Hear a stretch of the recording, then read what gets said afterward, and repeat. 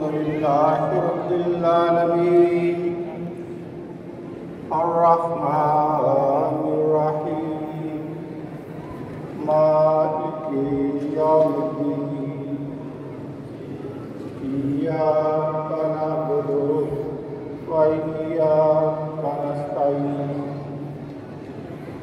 اهدنا الصراط المستقيم صراط الذين أنعمت عليهم غير المغضوب عليهم ولا الضالين وما خلقت الجن والإنس إلا ليعبدون۔ قرآن کریم کی اس آیت میں اللہ تعالیٰ نے انسانوں کی پیدائش کا مقصد بیان کیا اور حضرت مسیح موعود علیہ السلام اس کا بار ترجمہ کرتے ہوئے فرماتے ہیں انسان کی پیدائش کی اصل غرض بھی یہی ہے کہ وہ نماز کی حقیقت سیکھے، جیسے اللہ تعالیٰ نے فرمایا وَمَا خَلَقْتُ الْجِنَّ وَالْإِنسَ إِلَّا لِيَعْبُدُونِ۔ جیسا آپ نے سماعت فرمایا، میری گزارشات کا عنوان ہے قیام نماز اور تعلق باللہ۔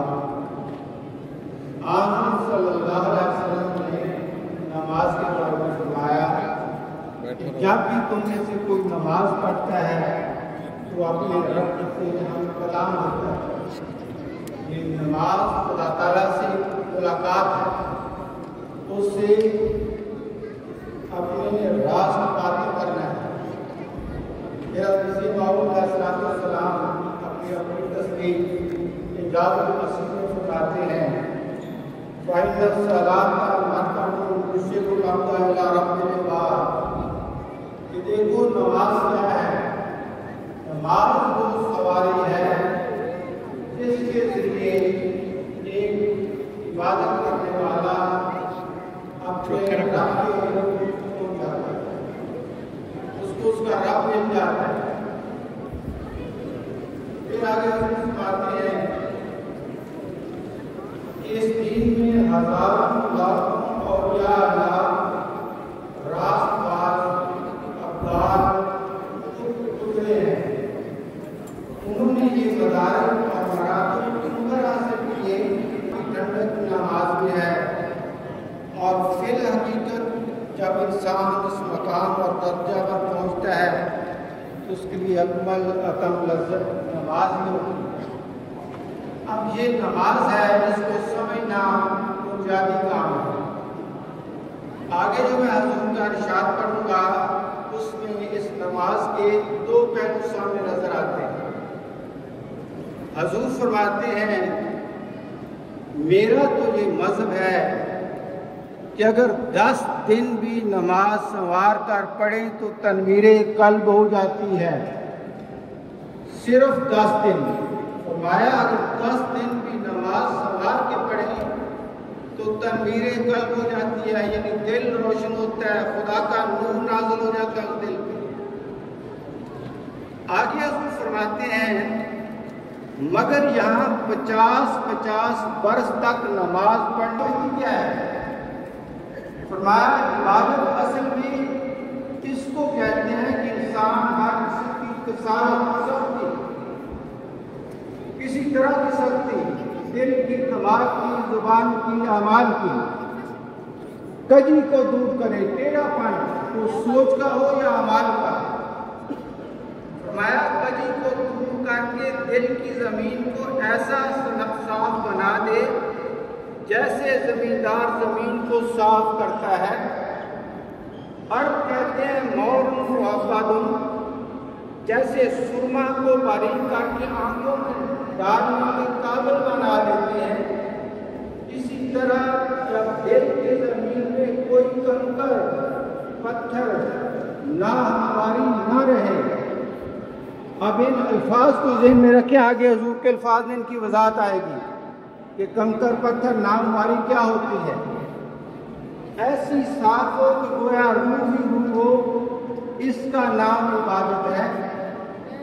چنانچہ اگر یہ درستی اور صفائی آئینہ کی جاوے تو اس میں شکل نظر آ جاتی ہے، اور اگر زمین کی جاوے تو اس میں انواع و اقسام کے پھل پیدا ہوتے ہیں۔ بس انسان جو عبادت کے لیے پیدا کیا گیا ہے، اگر دل صاف کرے اور اس میں کسی قسم کی کجی اور ناہمواری، کنکر پتھر نہ رہنے دے تو اس میں خدا نظر آئے گا۔ میں پھر کہتا ہوں کہ اللہ تعالیٰ کی محبت کے درخت جس میں پیدا ہو کر نشو و نما پائیں گے، اور وہ اسمار شیرین و طیب ان میں لگیں گے جو اکلھا دائم کے مصداق ہوں گے۔ یاد رکھو یہ وہی مقام ہے جہاں صوفیوں کے سلوک کا خاتمہ ہے۔ جب سالک یہاں پہنچتا ہے تو خدا ہی خدا کا جلوہ دیکھتا ہے، اس کا دل عرش الہی بنتا ہے، اور اللہ تعالیٰ اس پر نزول فرماتا ہے۔ سلوک کی تمام منزلیں یہاں آ کر ختم ہو جاتی ہیں۔ انسان کی حالت تعبد درست ہو جس میں روحانی باغ لگ جاتے ہیں اور آئینہ کی طرح خدا نظر آتا ہے۔ اس مقام پر پہنچ کر انسان دنیا میں جنت کا نمونہ پاتا ہے۔ اب آتے ہیں اور دیکھتے ہیں